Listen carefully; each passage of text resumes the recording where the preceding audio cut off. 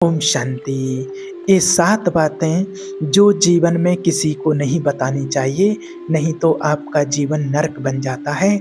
जीवन में दुख ही दुख मिलता है, दुख के सिवाय और कुछ भी नहीं मिलता है। आजकल हर कोई बोलता है कि धीरे बोलो कोई सुन ना ले।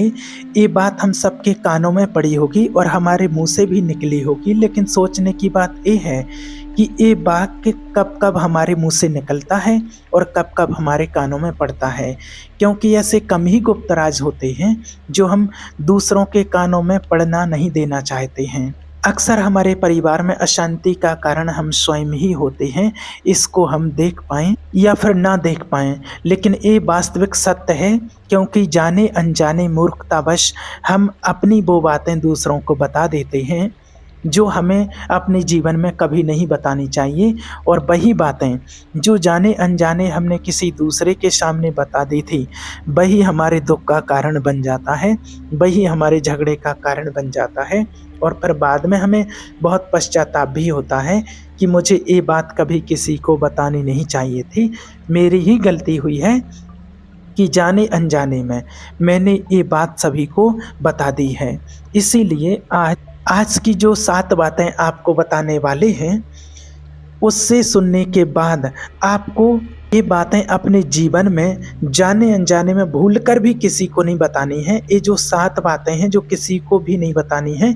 क्यों नहीं बतानी है, इसके पीछे का तर्क भी आपको बताएंगे, और इन 7 बातों के अलावा आपको और बहुत सारे राज इस वीडियो में अपने जीवन के तर्क पता चल जाएंगे। एक समय की बात है, एक नगर में एक रिंकू नाम का युवक रहता था। वो युवक बहुत गरीब था, कुछ पैसा नहीं था उसके पास। 2 वक्त की दाल रोटी बड़ी बड़ी मुश्किल से उसको नसीब होती थी। किसी काम की तलाश में दिन रात काम की तलाश करने पर भी उसे काम नहीं मिल रहा था। फिर एक दिन उसने अपनी पत्नी के सामने उसको अपनी सारी समस्या बता दी। उसने अपनी पत्नी को कहा कि मैं जिस जगह भी काम मांगने के लिए जाता हूँ, तो हर कोई मुझे ये कहकर काम नहीं देता है कि हमारे यहाँ काम की ज़रूरत नहीं है। मैं काम की तलाश कर कर के थक चुका हूँ। मुझे समझ नहीं आ रहा था कि मैं तुम लोगों का पेट कैसे भरूँगा, अपने बच्चों को कैसे पालूँगा। ये चिंता मुझे दिन रात खाए जा रही है। यह सुनकर उसकी पत्नी ने कुछ कहा कि तुम एक आदमी के पास एक बार ही काम मांगने के लिए जाते हो, और जब वह काम नहीं देता तो तुम दोबारा उसके पास जाते तक नहीं। अगर तुम्हें उनसे काम लेना है तो तुम्हें अपनी हमदर्दी जतानी होगी, तुम्हें उनसे हमदर्दी हासिल करनी होगी, अपनी गरीबी दिखानी होगी, ताकि वो लोग तुम्हारी मजदूरी समझकर आपको काम पर रख सकें। इसलिए शर्म मत करो, उन्हें अपनी मजबूरी बताओ, अपनी गरीबी बताओ, और इसी उपाय से तुम काम पा सकते हो। यह बात उसके मन में अच्छी तरह से बैठ गई, और अगले दिन काम मांगने के लिए वो सी सेठ के पास जा पहुंचा, जहां पर वो काम मांगने के लिए पिछले दिन गया था। लेकिन इस बार उसने हाथ जोड़कर उससे प्रार्थना की, उस सेठ से विनती की कि मैं बहुत गरीब हूँ और मुझे काम की बहुत आवश्यकता है। वो जो कुछ भी उसे देंगे मैं उसे पा करके संतुष्ट हो जाऊँगा, अपने जीवन में संतुष्ट रहूँगा, पर कृपा करके मुझे अपने यहाँ पर काम पर रख लीजिए। उसकी ऐसी हालत देख करके सेठ ने उसको काम पर रख लिया।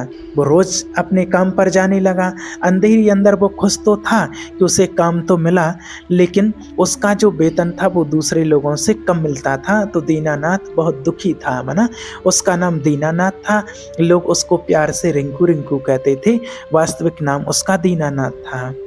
वही काम जो दूसरे लोग कर रहे थे उन्हें ज़्यादा वेतन मिल रहा था और दीनानाथ को कम वेतन मिल रहा था। जब इस बारे में उसने अपने सेठ से कहा तो सेठ ने कहा कि देखो भाई, तुम्हें काम की ज़रूरत थी, मैंने तुम्हें काम दिया, मेरा धन्यवाद करने की बजाय तुम मुझसे शिकायत कर रहे हो। यह कैसी भलमनसाहत है।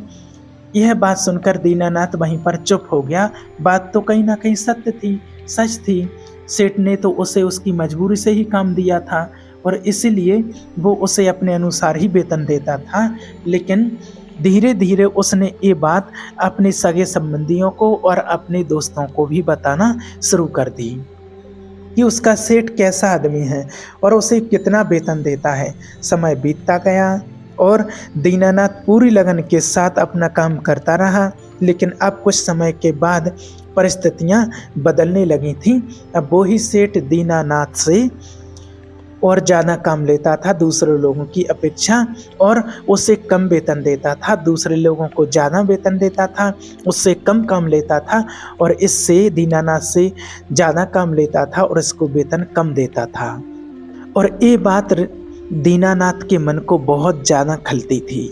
जहाँ व्यक्ति को अपने आत्मसम्मान के साथ समझौता करना पड़े, ये तो जायज़ सी बात होगी कि ऐसे काम में, ऐसी जगह पर व्यक्ति का मन कैसे लगेगा। आप भी खुद विचार करिए, आप भी खुद बताइए कि जहाँ मेहनत ज़्यादा और पैसा कम मिले वहाँ कौन करेगा, और वहीं सामने वाले को मेहनत कम और पैसा ज़्यादा मिल रहा है, तो ऐसे में काम कौन करेगा। इसीलिए जल्दी ही दीनानाथ ने अपना काम छोड़ दिया और वो घर पर आकर के खाली बैठ गया। अब उसके पास घर का खर्चा चलाने के लिए कोई आय नहीं थी, कोई पैसा नहीं बचा था, किसी भी प्रकार का उसके पास कोई धन नहीं था। इसलिए फिर उसने अपने संबंधियों से और दोस्तों से सहायता मांगना शुरू की। लेकिन उसके दोस्त जो थे उसके सामने तो उसे दया का पात्र समझते थे कि बहुत दयावान व्यक्ति है और इसके साथ अच्छा नहीं हुआ है। बहुत ऐसे ऐसे उसके सामने बातें करते थे, उसे दिलासा देते थे, लेकिन पीछे से वही दोस्त उसका मजाक उड़ाते थे। वह कहते थे कि अरे ये कितना बेवकूफ़ है, सेठ ने इतना काम दिया और बेचारे को पैसे भी नहीं दिए, और कहते हैं कि अगर हम इसको पैसा दे देते हैं तो कल के दिन ये हमारा पैसा वापस कर पाएगा, इसकी ऐसी हालत है। काम तो इसके पास कुछ है नहीं, पैसा कहाँ से ला करके देगा। और इसी वजह से उसकी हालत दीनानाथ की दिन प्रतिदिन खराब होती चली जा रही थी। अब वो दिन रात तनाव में रहने लगा था। वही दोस्त, वही सगे संबंधी जो उसके अपने होने का दिखावा करते थे, वो उसे दया का पात्र समझते थे, उसके ऊपर तरस आ रहा था। लोग ज्ञान तो बहुत देते थे उसको, लेकिन उसकी कोई सहायता नहीं करता था। लेकिन जब मुसीबत आती है तो मुसीबत में ज्ञान से काम नहीं चलता है, कोई माना सुझाव से काम नहीं चलता है, लेकिन मदद करनी चाहिए। क्योंकि उस टाइम पर जब व्यक्ति को ज़रूरत होती है तो उस टाइम पर उसे पैसे की मदद के अलावा कोई और सहारा नहीं दिखता है, और उसी में व्यक्ति टूट जाता है। और अक्सर जीवन में ऐसा ही होता है, ज्ञान देने वाले तो बहुत मिल जाते हैं, लेकिन मदद करने वाले, उंगली पकड़कर, हाथ पकड़कर आगे चलाने वाले जीवन में बहुत कम लोग मिलते हैं। एक दिन उसे पता चल जाता है, जिसके ऊपर जो बीतता है तब उसको ही समझ में आता है। एक दिन उसको पता चलता है कि हमारे ही पास के गांव में एक संत आए हुए हैं, बहुत सुप्रसिद्ध संत हैं। वो दीनानाथ जो था बहुत ही तनाव में रहने लगा था, बहुत तनाव में था, उसे कोई रास्ता ही नज़र नहीं आ रहा था। इसीलिए जाने अनजाने वो उन महात्मा जी के पास पहुंच जाता है। वहां पहुंच करके सीधे उनके पैरों में गिर करके रोने लग जाता है। वो रोते रोते अपनी सारी परिस्थितियां बता देता है महात्मा जी को, कि किस तरह उसके सेठ ने उनका फ़ायदा उठाया और उसके सगे संबंधी और उसके मित्र कैसा व्यवहार रखते हैं। और उनकी सारी बातें सुन करके महात्मा जी ने, वो ऋषि बड़े तपस्वी थे, उन्होंने चुप कराते हुए कहा कि ये सारी समस्याएं तुम्हारी बुद्धिहीनता, तुम्हारी मूर्खता के कारण ही उत्पन्न हुई हैं। अगर तुम्हारे अंदर विवेक होता तो इनमें से एक भी समस्या तुम्हारे चित्त को दुखी नहीं कर सकती थी, लेकिन तुमने अपने अविवेक के कारण, तुमने स्वयं अपने ही मूर्खता के कारण खुद ही अपने रास्ते में कांटे बिछा दिए हैं। आज मैं आपको ऐसी 7 बातें बताता हूँ जो जीवन में कभी भूल करके भी किसी को नहीं बताना, नहीं तो आपके जीवन को नरक बना देगी और आपका जीवन नरक की तरह दुखी बन जाएगा। और इन बातों का अनुसरण करते हुए आप बाहर से मिलने वाले दुख तो दूर कर ही सकते हो, और जो बेवजह दुनिया की वजह से आपके अंदर पनपते हैं उनको आप याद रखना। और ये 7 बातें आपको बताते हैं जो हमेशा आप याद रखना। जो पहली बात है, अपनी मजबूरी का दिखावा करके दूसरों का दया पात्र बन के उनकी सहायता लेने की गलती कभी मत करना। हो सकता है कि आज वो तुम्हारी मजबूरी को देख करके तुम्हारी सहायता तो कर देंगे, लेकिन कल वो तुम्हारा फ़ायदा उठाने से भी नहीं चूकेंगे, और अगर फ़ायदा भी नहीं उठाया तो दूसरों के सामने तुम्हारा मजाक बनाने में वो व्यक्ति कभी नहीं चूकेगा। इसलिए कभी भी अपनी मजबूरी का दिखावा नहीं करो। अगर घर में 2 रोटी हैं, सूखी रोटी है, तो वही खा करके सो जाओ। जितना है उतने में काम चला लो। अपने पास कम है तो कम में ही आप एडजस्ट करके काम चला लो। लेकिन दूसरे को, अपने पड़ोसी को, मित्र को, रिश्तेदार को, किसी को भी इस बात के बारे में भनक भी नहीं लगनी चाहिए किसी भी प्रकार की। आप खुद सोचिए, मजबूरी बताने का क्या प्रयोजन होता है एक इंसान का? या तो दूसरों से सहानुभूति हासिल करना चाहता है या उनसे कोई आर्थिक मदद चाहता है। लेकिन अगर दोनों ही परिस्थितियां आप देखें तो दूसरा आदमी आपका फ़ायदा उठाने से नहीं चूकेगा, और अगर वो फ़ायदा नहीं भी उठाएगा आपसे तो वो अपनी नज़रों में तो आपको मूर्ख ही समझेगा, बेवकूफ़ समझेगा, और दूसरों के सामने आपका मजाक तो ज़रूर बनाएगा। इसलिए अपनी मजबूरी के बारे में कभी किसी को मत बताना। दूसरी बात जो कभी किसी को नहीं बतानी चाहिए वो है अपने अतीत की गलतियां और अपने भविष्य की रणनीतियां। ज़रा सोचिए कि अगर हम अपने अतीत की गलतियां किसी दूसरे व्यक्ति को बताते हैं, चाहे वो आपका कितना भी नज़दीक क्यों ना हो, कितना भी खास क्यों ना हो, तो उसके कारण उसका प्रभाव क्या होगा? वो गलतियां ठीक तो नहीं की जा सकती हैं। जाहिर है कि फिर उन्हें बताने का क्या प्रयोजन होता है? आप अपने अंधेरे पक्ष को खुद दुनिया के सामने बता रहे हो, अपनी गलतियां दूसरों के सामने बता रहे हो। इससे उस आदमी की नज़र में आपका एक चरित्र घटित हो जाएगा और वो भविष्य में हमेशा आपको उसी नज़रिए से देखेगा। इसलिए किसी भी व्यक्ति की नज़र में अपना चरित्र घटित मत होने दो, और ज़रा सोचिए कि आप व्यर्थ में ही अपने भविष्य की रणनीतियाँ दूसरों के सामने बता रहे हैं। जो लोग आपके काम का हिस्सा ही नहीं हैं उनके सामने आप अपने भविष्य की रणनीतियाँ, अपने डींगे हाँकने का क्या फ़ायदा होता है? वो लोग आपकी सहायता तो नहीं करेंगे, कभी आपकी सहायता नहीं करेंगे, लेकिन आपके भविष्य की रणनीतियों में बाधक जरूर बन सकते हैं। आप खुद विचार कीजिए और अपने विवेक का इस्तेमाल कीजिए और सोचिए कि आपके साथ भी ऐसा हुआ है कि आपने अपने भविष्य की रणनीति किसी को बताई हो और वो कामयाबी ही ना मिली हो। ऐसा ज़रूर हुआ होगा। ज़रा गौर से सोचिए अपने जीवन के बारे में। तीसरी जो बात है जो कभी किसी को नहीं बतानी है वो है अपने घर की बातें। जो भी हमारे घर की बातें अंदर होती हैं, हमारे माँ बाप के साथ, हमारे पत्नी के साथ, पति के साथ, हमारे बच्चों के साथ, वो बातें परिवार तक ही सीमित रहनी चाहिए। अगर इन बातों का आप दूसरों के सामने ढिंढोरा पीटते हो तो दूसरों को आपके घर में घुसने का एक मौका मिल जाता है, और वो मौका कोई और नहीं, आप स्वयं ही देते हैं, और वो इस मौके का फ़ायदा उठाने से कभी नहीं चूकेंगे। वो आपके परिवार के सदस्यों को आपसे दूर लेकर जाने की कोशिश करेंगे। अक्सर ऐसा होता है, हम समाज में देखते हैं कि हम अपने घर के झगड़ों को कम करने के लिए उन झगड़ों को अपने पड़ोसियों और दूसरे सगे संबंधियों को बता देते हैं, लेकिन इससे आपको सहायता कभी नहीं मिली होगी, बल्कि आपके घर के लड़ाई झगड़े और ज़्यादा ही बढ़ गए होंगे, और ये जाहिर है कि वो बढ़ेंगे ही बढ़ेंगे। अगर माँ बाप की बात दूसरों को बताएंगे तो आपके माँ बाप को बुरा ही लगेगा कि हमारा बेटा हमसे बताए बिना दूसरों को ये बातें हमारी बता रहा है।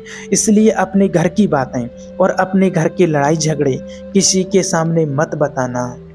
और अगली बात जो आपको बताने जा रहे हैं, जो कभी जीवन में किसी को नहीं बतानी चाहिए, वो सुनने पर बहुत अजीब लग सकती है, लेकिन उसका सत्य भी आपको एक तर्क के माध्यम से बताएंगे। आपको कहते हैं, आप अपनी आमदनी जीवन में कभी किसी को मत बताना। अब आमदनी ना बताने के पीछे का क्या प्रयोजन हो सकता है? ज़रा सोचिए, आप विचार कीजिए कि आप आमदनी आप अपने दोस्तों को बता देते हैं, तो जब आपके दोस्तों को ज़रूरत पड़ेगी तो वो सिर्फ आपको ही याद करेंगे, क्योंकि उनको पता है कि अगर आपकी आमदनी ज़्यादा अच्छी है तो आप ही उनकी मदद कर सकते हैं, और इसीलिए ज़्यादा लोग आपसे सहायता मांगेंगे। और जब आप उनकी सहायता नहीं करेंगे तो वो सोचेंगे कि इस आदमी के पास पैसे हैं, मेरी सहायता कर सकता है, लेकिन इस सहायता कर नहीं रहा है, और इसीलिए आपकी आमदनी आम दोनों दोस्तों के बीच में एक झगड़े का कारण भी बन सकती है। इस बात का ध्यान रखिए। तो लोग मज़ाक भी उड़ाएँगे और यदि आपकी कम आमदनी होगी और आप वो दोस्तों को बताते हैं तो लोग आपका मज़ाक उड़ाएँगे, और ज़्यादा होगी तो सहायता माँगेंगे। तो अपनी आमदनी बताने का कोई प्रयोजन नहीं है। अगली बात जो आपको बता रहे हैं उसको अपनी गाँठ में बाँध लेना और किसी को भी ये बात मत बताना। अपनी कमज़ोरियाँ और अपनी ताकत ये जीवन में कभी किसी को नहीं बताना। अक्सर करके इंसान को पता ही नहीं होता है कि उसकी कमज़ोरी या उसकी ताकत क्या है।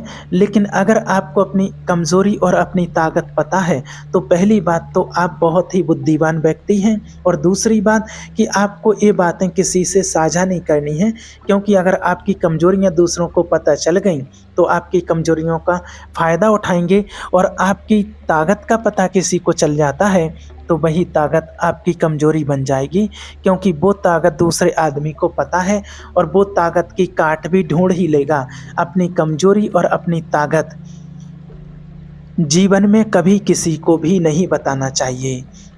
और अगली बात जो है, जो कभी किसी को नहीं बतानी चाहिए, वो हैं आपके मित्र, अपने मित्र और शत्रु। आप अपने मित्रों के बारे में अगर दूसरे लोगों को बताएँगे, तो वो आपके मित्रों के साथ अपनी घनिष्ठता बनाकर आपको धोखा दिलवा सकते हैं, आपके गहरे मित्रों को आपसे दूर कर सकते हैं। अक्सर आम आदमी ऐसा नहीं करता है, लेकिन आपके दुश्मन ऐसा करने की कोशिश कर सकते हैं। और दूसरी तरफ आपके शत्रु का भी किसी को पता नहीं लगना चाहिए, क्योंकि आज जो आपका मित्र है, अगर कल वो आपका दुश्मन हो गया तो वो आपके दुश्मन के साथ ही आपको मिल कर के और आपको परास्त कर सकता है, आपको धोखा भी दे सकता है। इसलिए सबसे अच्छे अपने जो दोस्त हैं उनको भी अपने दुश्मन के बारे में कभी मत बताना। अगली और आखिरी बात जो आपको बताते हैं तो वो है कि जब आप दान करते हो तो दान करने के बारे में भी किसी को मत बताना, नहीं तो दान करना व्यर्थ हो जाता है, बेकार हो जाता है। जब आप अपने दान का ढिंढोरा पीटते हो तो आप ये बता रहे हो कि मैं कितना बड़ा दानी हूँ, और ये आपके अंदर एक अहंकार निर्मित करेगा। इसलिए दान गुप्त रूप से किया जाता है, उतना ही अच्छा होता है, उतना ही फलदायी होता है। जब आपका बायां हाथ दान कर रहा हो तो आपके दाएं हाथ को भी पता नहीं चलना चाहिए कि बायां हाथ दान कर रहा है। ये बातें, इनमें संसार के सभी सिद्धांत छिपे हुए हैं। इन बातों का अनुसरण करते हुए आप अपने घर में सुख शांति बना सकते हैं और घर के झगड़े हमेशा के लिए दूर कर सकते हैं। आप इन बातों के बारे में अपने विवेक से भी सोचेंगे तो भी आपको सत्य ही मालूम पड़ेंगी। और हमारा बताने का आपको मतलब यही है कि आपका विवेक जागृत हो, आप खुद इन बातों के बारे में सोचें जो आपको बता रहे हैं, और आप खुद देखेंगे कि इन बातों का अनुसरण करने से आपके जीवन में, आपके परिवार में, आपके घर में कितनी सुख शांति आती है और आपका जीवन अच्छे से व्यतीत होता है। ओम शांति।